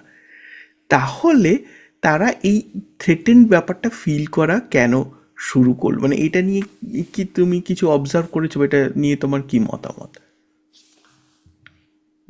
প্রথম প্রথম কথা হলো যে তুমি একদমই ঠিক কথা বলেছো, যে ইমিগ্রেন্টদের মধ্যে দুরকম শ্রেণীর মানুষ আসতে শুরু করে। একটা শ্রেণী হচ্ছে, আমি কাউকেই সেই অর্থে সত্যি কথা বলতে গেলে ইল্লিগাল ইমিগ্রেন্ট হিসাবে বলবো না, কারণ ইল্লিগাল হওয়াটা খুবই কঠিন এই দেশে। মানে আহ, তোমার অনেক সময় বলা হয় যে ইল্লিগাল ব্যাপারটা রাখাই হয়, কারণ এই যে এই যেগুলোকে আমরা তথাকথিত আনস্কিল্ড ওয়ার্ক বলি, যদিও এই কথাটি ঠিক নয়, যে যেটা যেরকম ধরো চাষবাসে কাজ করা, তারপরে রেস্টুরেন্টের বাসন ধোয়া, বা এই এই যে যেগুলোকে বলা হয় যে নিচু স্তরে লোক, মিনিয়াল যেটা জব বলা যেতে পারে খুব। মেনিয়াল জবস বলা হয়, এবং এবং যেটা ঠিক নয়, কিন্তু তাও বলা হয়, এইসব চাকরিগুলো কিন্তু প্রধানত এরকম ইমিগ্রেন্টসদের দিয়েই করা হয়। এই যে ট্রাম্পের যে বর্ডার এর মধ্যে তুমি যদি দেখো, যখন এই ইল্লিগাল প্রথমবার এবং এখনো যেই হচ্ছে, সেখানে কাজ, কোন কোন ইন্ডাস্ট্রিতে সবচেয়ে বেশি সমস্যা হচ্ছে? সমস্যা হচ্ছে চাষবাসে, সমস্যা হচ্ছে মিট প্যাকিং ইন্ডাস্ট্রিতে, সমস্যা হচ্ছে রেস্টুরেন্ট ইন্ডাস্ট্রিতে। কারণ তারা, যেরকম তুমি ব্রেক্সিটের কথায় বললে, যে সেখানে তারা লোক পাচ্ছে না। এবং এর সাথে সাথে আরেকটা শ্রেণীর লোকও ইমিগ্রেশন হিসেবে আসে, যারা তোমার কাজ করে হচ্ছে এগুলোকে বলা হয় হোয়াইট কলার জবস, যেগুলোতে মানে যেরকম ধরো এই আইটি বা এই ইউনিভার্সিটি বা এই সায়েন্সে। এবং সেই সংখ্যাটা কম হলেও এই সংখ্যাটা কিন্তু খুব একটা যে এ, মানে ওটা একটা চোখে পড়ার মতো। তার কারণ হচ্ছে যে তাদের অর্থনৈতিক অবস্থাটা খুবই ভালো। যারা আমি তোমাকে বলেছিলাম, হয়তো কথায় তোমার মনে আছে, যে যাদেরকে বলা হয় ইন্ডিয়ান ডায়াসপোরার মিডিয়ান ইনকাম হচ্ছে 3 গুণ একটা হোয়াইট ফ্যামিলির কম্পারিজন। তখন তাদের বা একটা অ্যাভারেজ আমেরিকান ফ্যামিলি, তখন তাদের মনে হচ্ছে যে আরে এ, এই যে এরা এত বাইরের থেকে এসে এই চাকরি বাকরি করছে, তখন তারা এইটা ভাবছে না। এটা কি বলতো, এটা ওই জর্জ মনবেয় বলে একজন আছে, উনি যে তোমার অবস্থাটা খারাপ বুঝতে হলে তোমাকে তো অনেক কিছু বিশ্লেষণ করতে হবে বা ভাবতে হবে যে কি সমস্যা। তার থেকে তোমাকে কোনো নেতা এসে যদি এটা বলে দেয় যে তোমার এই দৈন্যদশার অবস্থার জন্য দায়ী হচ্ছে অন্যরা, তখন তোমার রাগটা অনেক বেশি গিয়ে অন্যদের উপর পড়াটা স্বাভাবিক। সেখানে তুমি হয়তো অত ভেবে দেখবে না যে আচ্ছা আমি তো এই চাকরিটা করি না, বা আমি আমার এই চাকরিটা করার যোগ্যতাটাও এখনো আমি, এবং সেটা তার দোষে নয়। যেটা আমি তোমাকে একটু আগে বলছিলাম, যেহেতু শিক্ষা ব্যবস্থাটাই এমন ভাবে গড়ে উঠেছে, যেহেতু শিক্ষা ব্যবস্থাটা এতটাই এক্সপেন্সিভ, এইসব কলেজ বা বিশ্ববিদ্যালয়, যেটা কিন্তু এখনো সত্যি কথা বলতে গেলে এখন অনেক কিছু পরিবর্তন হয়েছে, কিন্তু আমরা যখন বড় হচ্ছি বা যে জেনারেশনটাও এই দেশে এসে ভালোভাবে করেছে, সেই সময় কিন্তু ভারতবর্ষেও উচ্চশিক্ষা খুবই খুবই অনেক সস্তায় আমরা করেছি। সে তোমরা ইঞ্জিনিয়ারিং পড়েছো বা আমরা জর্নাল নেহেরু বিশ্ববিদ্যালয়, আমরা আমরা কত টাকা মাইনে দিতাম, মানে সে নিয়ে তো অনেক হয়তো শুনেও হচ্ছে যে 216 টাকা মাইনে ছিল। সেখানে একটা আমরা কিন্তু সত্যিই যখন বিশ্ববিদ্যালয়ে পড়েছি দেখেছি একটা গরিব ঘরের ছেলেও আসছে পড়তে, একজন উম, ও- মানে জাজের মেয়েও পড়তে আসছে। এবং এই যে একটা ব্যাপার, সেটা ছিলই হচ্ছে কারণ উচ্চশিক্ষা। কিন্তু সেটা কিন্তু তুমি আমেরিকার বিশ্ববিদ্যালয়ে পাবে না। আমেরিকার বিশ্ববিদ্যালয়ে বা কলেজে যারা পড়াশোনা করতে আসে, এবং ভালো কলেজে যারা পড়াশোনা করতে আসে, তাদেরকে কিন্তু মোটা টাকার অঙ্ক দিতে হয়। এবং যারা এই চাকরিগুলো পাচ্ছে না, তারা তো এত কিছু ভেবে দেখছে না। তাদের কাছে এটা রাগটা অনেক বেশি, যে আচ্ছা এই চাকরিগুলো আমাদের সব চলে যাচ্ছে। এবং আরেকটা কথা কিন্তু মাথায় রাখতে হবে, যে এই যে চাকরিটা এদের চলে গেছে আমেরিকান যেটাকে বলে ওয়ার্কিং ক্লাসের হাতে, সেটার প্রধানত একটা কারণ হচ্ছে বিশ্বায়ন। এবং এই যে গ্লোবালাইজেশনটা করা হয়েছে, এটা কিন্তু এই দেশের একটা পলিসি ছিল। এবং তারা চেয়েছিল যে এই ম্যানুফ্যাকচারিং বেসটাকে সস্তায় যাতে জিনিস উৎপাদন করা যায়, সেই জন্য এগুলো অন্য দেশে নিয়ে যাওয়া হোক এই ম্যানুফ্যাকচারিংটাকে। এবং তারা সার্ভিস ইন্ডাস্ট্রি যেটাকে বলে তার উপর ফোকাস করেছিল। যেরকম যদি তুমি হয়তো অ্যাপেল ফোন হচ্ছে তার সবচেয়ে বড়, অ্যাপেল ফোন তৈরি হয় চায়নায়, তার বিভিন্ন পার্টস সারা জায়গাতে তৈরি হয়, কিন্তু অ্যাপেল ফোনের যে ডিজাইনিং এবং যে সমস্ত কিছু, যে প্ল্যানিং এবং সমস্ত কিছু, সেটা কিন্তু হয় হচ্ছে সিলিকন ভ্যালি। এবং সিলিকন ভ্যালি যারা এই অ্যাপেলের ডিজাইনিং করছে বা সফটওয়্যার চালাচ্ছে, তারা কিন্তু একটা মোটা অঙ্কের মাইনা পায়। এবং কিন্তু এই যে আগে আমেরিকাতে যে একটা ম্যানুফ্যাকচারিং সেকশন ছিল, সেটা যে পুরোটা শিফট হয়ে গেছে, যে ওয়ার্কিং ক্লাসরা চাকরি বাকরিতে চলে গেছে, তাদের সেই চাকরি বাকরির তো আর রিপ্লেসমেন্ট হয়নি। এবং হলেও সেটা এই অর্থে, যেহেতু এই শিক্ষা ব্যবস্থাটা তারা উঁচু ওপরে উঠতে পারেনি, তাদের উন্নতি হয়নি। এবং সেই জন্য বিভিন্ন রকম ভাবে অর্থনীতি একটা বড় ক্ষতি হয়েছে।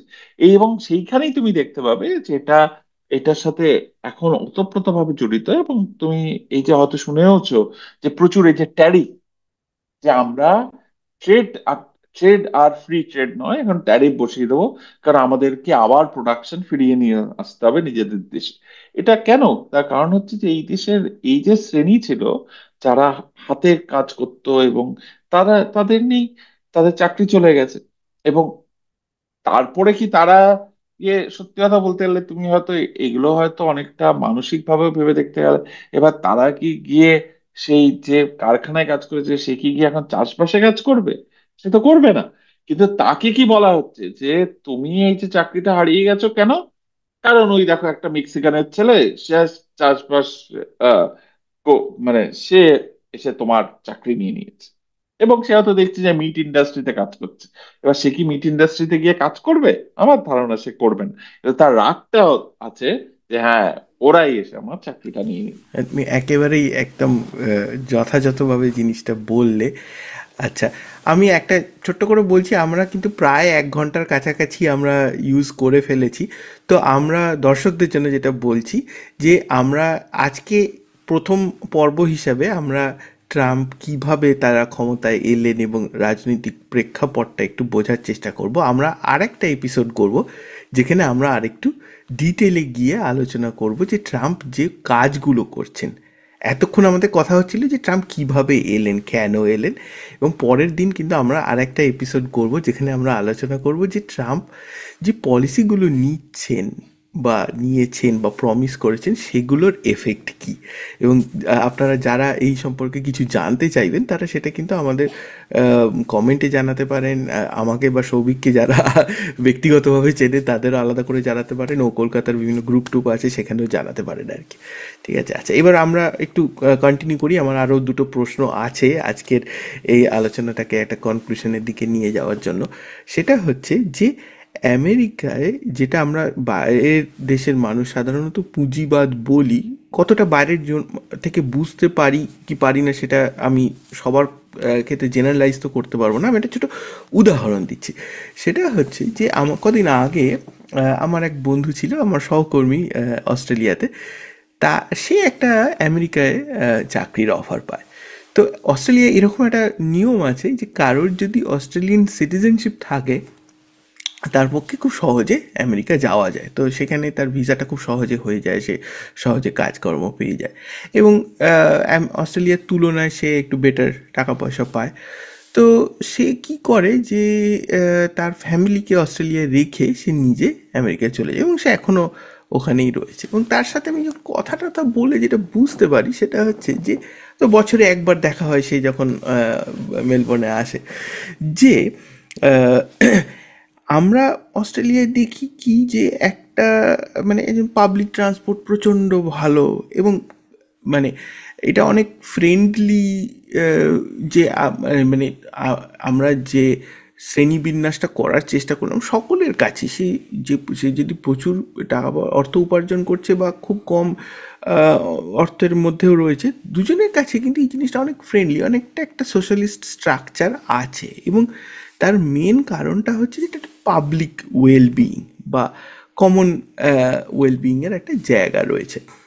কিন্তু ও যেটা বলছে যে আমেরিকা গিয়ে যেটা প্রথমেই মনে হয়েছে যে এর পলিসিগুলো বা এর যে ডাইরেকশানগুলো এগুলো সব কিছুই খুব মুষ্টিমেয় একটা ইনভেস্টার বা পুঁজিবাদী লোকজনের দ্বারা চালিত। তো যেমন হচ্ছে যে পাবলিক ট্রান্সপোর্ট এতটা উন্নত নয়, তার কারণ হচ্ছে সবার কাছে গাড়ি আছে, তার কারণ গাড়িটা বিক্রি করতে হবে।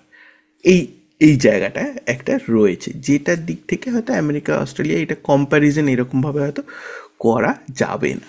তো আমি যেটা জানতে চাইছি যে আহ, আজকের যেখানে এই যে মানে আমেরিকার, আমরা তো রাজনীতি নিয়ে কথা বলছি, সেই রাজনীতিতে একটা লবিস্টদের একটা জায়গা রয়েছে, ইনভেস্টারদের একটা জায়গা রয়েছে, অর্থাৎ ইনভেস্টাররা ডিসাইড করছে যে দেশটা কোন দিকে যাবে, কি কি পদ্ধতি এক্সিকিউট করা হবে। তো তারা এতদিন ধরে একটা অন্য মানসিকতায় চলছিলেন, হঠাৎ করে ট্রাম্পের মাধ্যমে একটা বিরাট বড় পরিবর্তন দেখা গেল। তাহলে ট্রাম্প মানে যারা, যে বিজনেসরা যারা সাপোর্ট করছিলেন একটা অল্টারনেটিভ ফ্রেমওয়ার্ক, তারা রাতারাতি সেই ন্যারেটিভটা বদলে দিলেন কেন? মানে আজকে নিশ্চয়ই তারা ট্রাম্পকে সাপোর্ট করছেন। আমরা যেটা দেখেছি যে মাস্ক এত মানে এত টাকা ইনভেস্ট করেছেন ট্রাম্পের ওপর, আবার উল্টো দিক থেকে নাসার অনেক প্রজেক্ট তাকেও দেওয়া হয়েছে এক্সিকিউট করার জন্য। তো এই যে জিনিসটা যে আগে তো এরকম ছিল না, তারপরে এরা হঠাৎ করে ট্রাম্পের দিকে এই যে কম্পাসের মতো এটা ঘুরে গেল কি করে, এইটা নিয়ে যদি কিছু আমরা বুঝতে পারি। আমি তোমাকে ঐতিহাসিকভাবে বলতে পারি যে এটা যে খুবই একটা ব্যতিক্রম তা নয়, এটা আগেও দেখা গেছে যে এরকম ব্যবসা বা বড় বড় ব্যবসারা এরকম শক্তিশালী বা তথাকথিত যারা নিজেদেরকে একটা ডিক্টেটর হিসাবে প্রজেক্ট করেছে তাদেরকে সাপোর্ট করেছে, কারণ তাদের নিজেদের ব্যবসার সুবিধার জন্য বা সেটা হয়তো খুব একটা নয়। এবং তুমি হয়তো এলন মাস্ক এরকম প্রথমে সাপোর্ট করেছিল, এখন হয়তো শুনেছো যে তাদের দুজনের মধ্যে আবার কথা কাটাকাটিও শুরু হয়ে গেছে এবং তারা এখন কিন্তু আহ, তোমার ইলেকশনের ব্যাপারে তোমার আমেরিকার পরিপ্রেক্ষিতে তুমি যে প্রথমে যে কথাটা বলছিলে যে লবিস্টদের কথা, সেটা কিন্তু আরো ভেতরে ঢুকতে গেলে তোমাকে যেটা প্রথমে বুঝতে হবে যে এখানে পুঁজিবাদের একটা মারাত্মক বড় রোল আছে। এবং তারা যে পুঁজিবাদী, তারা কিন্তু প্রচুর অর্থনীতি দিয়ে এই রাজনৈতিক পার্টিগুলোকে সাপোর্ট করে। এবং তারা কিভাবে করে, এবং এই নিয়ে 2010-এ একটা কেসও হয় সুপ্রিম কোর্টে, সিটিজেন্স ইউনাইটেড বলে, যেখানে আরো ভাবে সুপ্রিম কোর্টই রায় দেয় যে এরা কিভাবে টাকা পয়সা দিচ্ছে বা এ করছে। আমি খুব তোমাকে ছোট করে বলছি যে আহ, তাদের অত তাদের আরো নিয়ম খুলে দেওয়া। এবং দেখা যায় যে সেই ক্ষেত্রে এই যে যারা কোটিপতি বা ক- মানে যাদের হাতে প্রচুর অর্থ, তারা এই ইলেকশন গুলোকে আরো ভালোভাবে ইনফ্লুয়েন্স করতে পারে। যেরকম তুমি ট্রাম্পেরই থাকবে মেক আমেরিকা নাম, এবার এখানে কি হয়, এরকম মেক আমেরিকা নাম্বার ওয়ান, এটা সুপার প্যাক। এবার সুপার প্যাক বা প্যাক এরকম হচ্ছে যারা প্রচুর ওই রাজনৈতিক দলের তৈরি হয়, এবং এই প্যাকেরা তোমার বিভিন্ন রকমের অ্যাডভার্টাইজমেন্ট করে, ক্যান্ডিডেটদেরকে প্রমোট করে। এবং এই প্যাকদেরকে তুমি যে টাকা দিচ্ছ, এই সিটিজেন্স ইউনাইটেড দেখা যায় যে প্রচুর ব্যবসায়ীরা নিজেদের নিজেদের এজেন্ডা বা নিজেদের নিজেদের কি যা যা ফুলফিলমেন্ট করতে হয় বা তাদের ব্যবসার যে উপকার হবে, যেরকম তুমি একটা ভালো উদাহরণ দিলে যে গাড়ি বা পাবলিক ট্রান্সপোর্ট, যে গাড়ি ধরো এই ফোর্ড, জিএম, এই বড় বড় কোম্পানিরা, তারা চাই না যে আমেরিকার রাস্তায় বাস বা এই অত ভালোভাবে চলুক, কারণ তাদের গাড়ির সেল কমে যাবে। তাদের মানে বিভিন্ন ভাবে, এবং দেশের ইনফ্রাস্ট্রাকচারটাই এমন ভাবে তৈরি করা হয়েছে যে যেন গাড়ি, যদিও এখন সেই ইনফ্রাস্ট্রাকচারটাই ভেঙে পড়ছে। এবং তোমাকে তাহলে প্রথমে এই সিটিজেন ইউনাইটেডের ভাবে যে তারা প্রচুর অর্থনীতি দিয়ে এটাকে সাপোর্ট করার চেষ্টা করে, লবি করার চেষ্টা করে। এরা কি সবাই ট্রাম্পের দিকে চলে গেছে তা হয়তো না, প্রথম ইলেকশনে তারা হয়তো ভাবতে পারেনি, কিন্তু পরের দিকে দেখা যায়। এবং রিসেন্টলি যদি তুমি এই 2023বার যখন ট্রাম্প আসে, তখন যেটা অনেকভাবেই দেখা যায় যে এই যে জেফ বেজোস, তারপর জাকারবার্গ ফেসবুকে, এবং বিভিন্ন অ্যাপেলের টিম কুক, অনেকেই তারা গিয়ে ট্রাম্পের ইনগ্রেশন সেরিমনিতে টিকিট কেটে, মানে সেই কয়েক কোটি টাকা দিয়ে টিকিট কেটে সামনে বসে ট্রাম্পের গুণগান করা। এবং তারা এটা এখন আরো বেশি করে করার চেষ্টা করছে, তার কারণ হচ্ছে বোঝা যাচ্ছে যে রিপাবলিকান পার্টি, যে পার্টির মধ্যে ট্রাম্পের বক্তব্যকেই প্রধানভাবে ধরা হচ্ছে। এবং এখন ওই যেটা হয় এরকম একটা ইয়েতে যে যে ধরো রাজারকে তোমাকে একটু সুখে রাখতে হবে, তাহলে তোমার একটু ব্যবসার সুবিধা হবে, এই করতে হবে। তো ওরকম যখন রাজার মতো দেশ হয়ে যায়, তখন তোমাকেও একটু দেখতে হয় যে রাজা যাতে খুশি থাকে। এবার আমার ধারণা যে এটা ব্যবসা যেরকম ভাবে কিছু কিছু ব্যবসারা চেষ্টা করছে, তারা নিজেদের অনেক সমস্যাও ফেস করছে। যেরকম এই যে তুমি হয়তো, আমি জানি না তোমার শ্রোতারা হয়তো জানেন এটা, কিন্তু এই যে ধরো ট্যারিফের জন্য প্রচুর ব্যবসারই ক্ষতি হয়েছে। যেরকম অ্যামাজন আহ, লিখেছে যে আমাদের সমস্ত জিনিসের, এবং অ্যামাজনকে দেখা দেখি বড় বড় আর ওই ওয়ালমার্ট, এবং যে আমরা দামে লিখে দেবো যে এই দাম কেন বেড়েছে। ধরো কোনো কিছু কেনার জন্য যদি $1 বেড়ে গেছে ট্যারিফের জন্য, তোরা আলাদা করে $1 ট্যারিফের জন্য লিখে দেবে। সেই নিয়ে ট্রাম্প আবার খুবই রেগে গেছে। তো ব্যবসার ক্ষতি হলে ব্যবসাদাররাও চায় না যে সেটা করতে হবে। এবং তুমি হয়তো দেখেছো সেই কারণে যে ট্রাম্প অনেক কিছুতে অনেকগুলো পদক্ষেপ নিয়েও আস্তে আস্তে ওকে পিছপা হতে হয়েছে, কারণ এখানকার যে পুঁজিবাদী বা ব্যবসাবাদী শ্রেণী, তারা এতটাই শক্তিশালী যে তাদেরকে রাগিয়ে ও খুব একটা কিছু করে উঠতে পারবে না। এবং আহ, সেই জন্য প্রথমে এরা অনেকেই হয়তো সমর্থন করেছিল, কারণ ট্রাম্প নিজেকে, যেহেতু নিজে ব্যবসায়ী, ও নিজেকে প্রজেক্ট করে যে আমি ব্যবসায়ীদের বন্ধু। মানে আমি থাকলে বেশি ট্যাক্স দিতে হবে না, কর্পোরেট ট্যাক্স কমিয়ে দেবো। আমি থাকলে অত লাল ফিতে কাটতে হবে না, যেটাকে বিউরোক্রেটিক যে ব্যারিয়ার্স গুলো বলে, এনভায়রনমেন্টাল রেগুলেশন থাকবে না। তো তোমার ব্যবসা করতে সুবিধা, তুমি পুঁজিবাদী, তোমার প্রফিট হচ্ছে মেন মোটিভ। তোমার যদি কস্ট কমে যায়, এই সমস্ত কিছু খরচা কমে যায়, তখন তোমার মনে হবে আচ্ছা আমার ট্যাক্স কমে গেল, আমার খরচা কমে গেল, এ আমার ভালো, একে আমি সাপোর্ট করি। কিন্তু তারপর দেখা গেল যে এমন এমন কিছু নীতি নির্দেশ শুরু করলো যে তোমার নিজেরই ক্ষতি হচ্ছে, তখন তুমি আবার বিরোধী পক্ষে চলে গেলে। এবং সেটাই দেখা যাচ্ছে যে আমেরিকার পুঁজিবাদীরাও প্রথমে অনেকেই সমর্থন করলেও, তারা এই ট্রাম্পের কিছু অর্থনীতিতে তাদের যে ক্ষতি হচ্ছে, তারা কিন্তু আবার এখন উল্টো পথেও অনেকেই হাঁটতে শুরু করেছে। এখানে আরেকটা কথা তোমার দর্শক বা শ্রোতাদের জন্য বলে রাখা ভালো, যে ট্রাম্পের নিজের যে পলিটিক্যাল বেস বা শ্রেণী, এর মধ্যেও কিন্তু দুটো গ্রুপ আছে, এটা খুবই ইম্পর্টেন্ট বোঝা। একটা হচ্ছে এই পুঁজিবাদীদের গ্রুপ, যারা এই নিজেদের মুনাফা পায়, এবং আরেকটা হচ্ছে ট্রাম্পের এই কোর বেস, যারা যাদেরকে ওরা বলে হচ্ছে MAGA, make America great again supporter, বা তারা তারা কিন্তু জাতীয়তাবাদী। তাদের অনেক কিছু মেলে না হচ্ছে এই কর্পোরেট বা এই সিলিকন ভ্যালি, যেটা তোমাকে প্রথমে বলছিলাম, যারা এই যে হোয়াইট, নন কলেজ এডুকেটেড, তাদের প্রচন্ড রাগ আছে এদের ওপরে। কিন্তু সেখানে ট্রাম্পকে একটা ব্যালেন্স করতে হয়। ট্রাম্প যে ট্যারিফ করতে গেছে এদের কথা ভেবে, যেহেতু পুঁজিবাদীদের ক্ষতি হয়ে যাচ্ছে, সেই জন্য তারা রেগে যাচ্ছে। তো তোমার সেই অর্থে আহ, এটা মানে কোনো পুঁজিবাদীরা স্ট্রেট অ্যান্সার নেই, তাই না? মানে এটা, হ্যাঁ, মানে মানে পুঁজিবাদীরা প্রথমে সাপোর্ট করলেও হ্যাঁ। এটা একটা কন্ট্রাডিকশন। এবং এটা আমরা যখন পরের এপিসোডটা করব, এখানে আশা করি আরো ডিটেলে আমরা এটা নিয়ে কথা বলবো। আচ্ছা, আমি একটু র্যাপ আপ করছি আর একটা লাস্ট কোয়েশ্চেন দিয়ে আজকের ডিসকাশনটা আমরা শেষ করব, যে আমরা কি কি দেখলাম।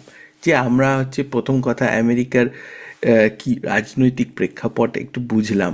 আমরা সামাজিক যে অর্থনৈতিকভাবে যে বিন্যাস রয়েছে আমেরিকায়, সেটা একটু বোঝার চেষ্টা করলাম। সেখানে দেখলাম যে ট্রাম্পের ইমেজটা কিভাবে তৈরি হয়েছে, এবং সেখানে মহিলা ক্যান্ডিডেটদের প্রতি মানুষের কি এক্সপেকটেশন বা কি ব্যবহার সেটা দেখলাম। এবং আমরা হচ্ছে ইমিগ্রেশনের ওপরেও কিছুটা আমরা আজকে কথা বললাম। সোশ্যাল মিডিয়ার অ্যাসপেক্টটাও আমরা এখানে নিয়ে এসেছি, যে কীভাবে সোশ্যাল মিডিয়া মানুষকে প্রভাবিত করেছে একটা দিকে চালনা করতে। তো এগুলো পুরোটাকে যদি আমরা একটু মানে একটা একটা যদি জায়গায় একত্র করতে পারি, তাহলে বলবো যে মানুষের মধ্যে একটা জায়গায় কোনো না কোনোভাবে একটা ভয়, একটা ইনসিকিউরিটি ছিল, যে জায়গাটাকে খুব বেশি এক্সপ্লয়েট করা হয়েছে, এবং সেরকমভাবে ট্রাম্প একটা পাওয়ারে এসছেন। এবং ট্রাম্প একটা টার্ম করেছেন, সেই টার্মের মধ্যে বিরাট কোনো পরিবর্তন আমরা দেখিনি, এক্সেপ্ট ফর যে এই আফগানিস্তানের যুদ্ধটা শেষ হয়ে যাওয়া এবং তাদের ফেরত নিয়ে আসা, এবং তারপরেই কোভিড হয়ে গেল, ট্রাম্প পাওয়ার থেকে সরে গেলেন। এবং তারপর এত রকম কোর্ট কেস হয়েছে, এত রকম কমপ্লেন্ট হয়েছে, ইত্যাদি হয়েছে, সব কিছু হয়েছে। তাহলে 2000 মানে অনুমান করছি যে ট্রাম্প প্রথমবার যখন ক্যাম্পেইন করেছিলেন, এবং সেই টার্ম টেনিয়রটা শেষ হলো এবং তারপরে কোভিড এলো, এর মধ্যে কিন্তু একটা পৃথিবীতে বিরাট পরিবর্তন ঘটে গেছে। তাহলে এখন আমরা অনেকগুলো জিনিস হয়তো বেটার জানতে পেরেছি, যেটা হয়তো আগে জানতাম না। এবং তখন দেখছি যে কোর্ট কেস হচ্ছে, তার মানে এই জিনিসগুলো নিয়ে ডিসকাশন হচ্ছে, মিডিয়ায় আসছে, অনেক কিছু হচ্ছে। তারপরেও ট্রাম্প আবার পাওয়ারে চলে এলেন। তো এই জায়গাটায়, এটা আমি একবার প্রথম কোয়েশ্চেনের দিকে চলে যাব, এটা কি ট্রাম্পের এগেনস্টে কোনো স্ট্রং ক্যান্ডিডেট ছিল না, সেই দিকেই নিয়ে যাব? না আমরা এইটা বলবো যে মানুষের মধ্যে আরও বেশি করে একটা ভয় বা ইনসিকিউরিটি ঢুকে গেছে, যেখান থেকে ট্রাম্প একটা সুবিধা করে নিচ্ছেন, না আর অন্য কোনো কারণ ছিল যেটা আমরা এখনো আলোচনা করিনি? আমি বলবো তুমি যে দুটো কারণ বললে, এই দুটো কারণই আহ, অবশ্যই এটার সাথে যুক্ত। এই দ্বিতীয়বার যেটা, প্রথম কারণ হচ্ছে যে বাইডেন আহ, নের ক্যান্ডিডেট নিয়ে প্রথম থেকেই একটা প্রশ্ন ছিল। এবং যে ওনার যেহেতু বয়স হয়ে গেছেন, ওনার শারীরিক ভাবে উনি সক্ষম আছেন কিনা, এবং বয়স একটা বড় ফ্যাক্টর আমেরিকার ইলেকশনে। সেখানে উনি প্রথম থেকে যদিও বলে গেছেন যে আমি লড়তে পারবো, কিন্তু প্রথম প্রেসিডেন্সিয়াল ডিবেটে দেখা যায় যে ওনার নিজের যে পারফরমেন্স, এবং সে অনেক কথা বলতে ভুলে যাচ্ছে, সেটা খুবই খারাপ ছিল। সেটা দর্শকদের অনেকেই খুবই, এবং আমেরিকার মধ্যে আমার মনে আছে প্রচুর আলোড়ন পড়ে যায় যে কি হলো, উনি কথা ভুলে যাচ্ছেন, এ করছেন। তখন শেষ মুহূর্তে ওই অর্থে যে যেহেতু কমলা হ্যারিস ভাইস প্রেসিডেন্ট, ওনাকেই ডেমোক্রেটিক পার্টি ক্যান্ডিডেট হিসেবে করা হয়েছিল। এখানে আমার মনে হয় যে যদি আগের থেকে ডেমোক্রেটিক পার্টিও এটা নিয়ে প্রচার করতো, বা এটা যে উনি ক্যান্ডিডেট হবেন না, অন্য কাউকে ক্যান্ডিডেট করা হচ্ছে, সেখানে হয়তো তুমি ডেমোক্রেটিক প্রাইমারি হতো, এবং ডেমোক্রেটিক প্রাইমারিতে হয়তো অন্য মুখও উঠে আসার একটা সম্মুখীন, মানে একটা পরিস্থিতি তৈরি হতো।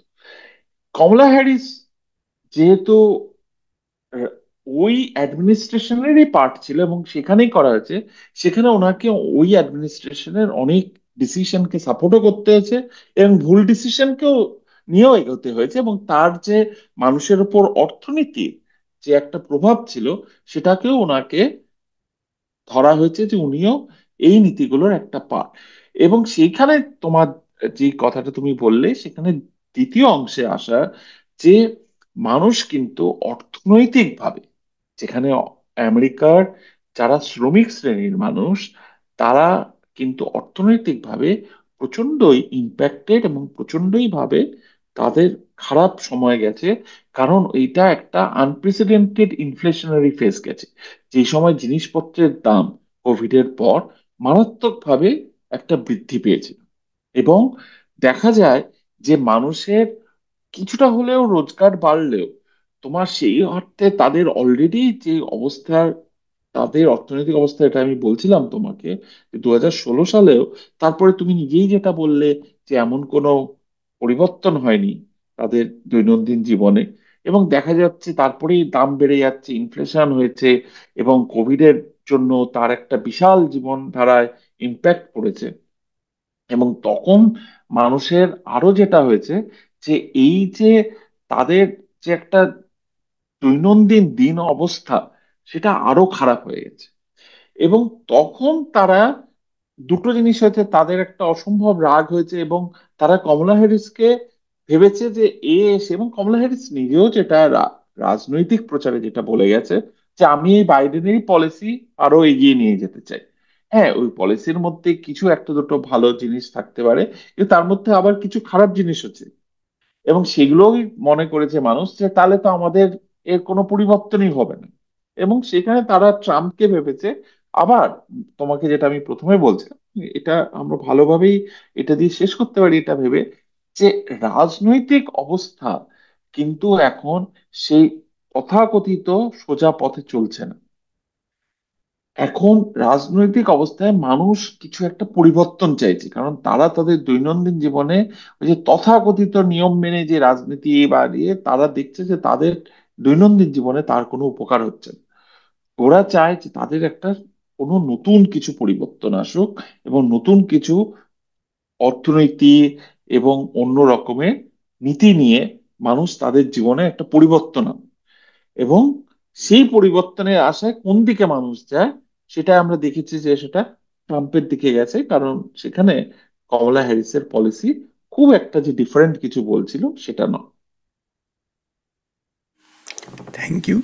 আমরা খুব সুন্দর একটা আলোচনা করলাম, এবং আমরা যেহেতু প্রথমেই বলছিলাম যে আমরা মূলত সাহিত্য নিয়ে আলোচনা করি, সেখানে আজকে একটা বিশ্ব রাজনীতি এবং তার আর্থসামাজিক ব্যবস্থা, এই সমস্ত দিকগুলো নিয়ে একটা দারুণ সুন্দর আলোচনা করলাম। আশা করি আলোচনাটি সবার ভালো লাগবে, এবং আমরা ফিরে আসবো একটা দ্বিতীয় পর্ব নিয়ে, যেখানে আমরা কথা বলবো যে আমরা এটা বোঝার চেষ্টা করলাম যে ট্রাম্প কিভাবে ক্ষমতায় এলেন এবং তারপরে কি হলো, এবং তারপরে উনি কি কি পদক্ষেপ নিলেন, এবং সারা পৃথিবী আমেরিকাকে যেভাবে চেনে সেই দিকে কোনো পরিবর্তন আসছে কিনা।